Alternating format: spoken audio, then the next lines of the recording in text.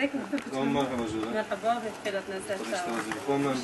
Umut Deret'in, Umut Derneği'nden geliyoruz. Yardım dağıtıyoruz. Size yardım getirdik. İsminizi... Sayın Çiçek soruyor. Sani. Başı. Kerem Kilman'ın İşte razı bir. Hem Umut Derneği de, Umut Der hem yardım dağıtmıştım. Bize mecbura yardım alayım. Allah razı olsun. İsim ne yazıyoruz?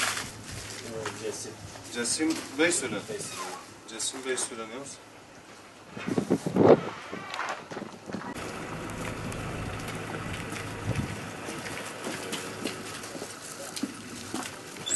Evet, şey.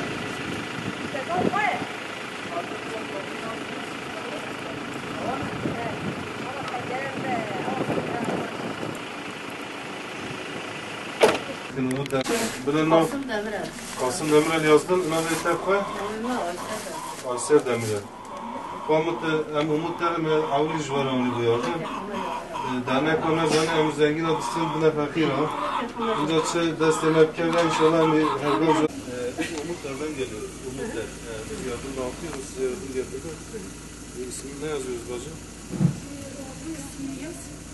Muhammed Emin Ulu. Muhammed Emin Ulu. Bacım merhabalar. Bacım biz Umutlardan geliyoruz. Biz yardım dağıtıyoruz. Size yardım getirdik. Babanız yok evde.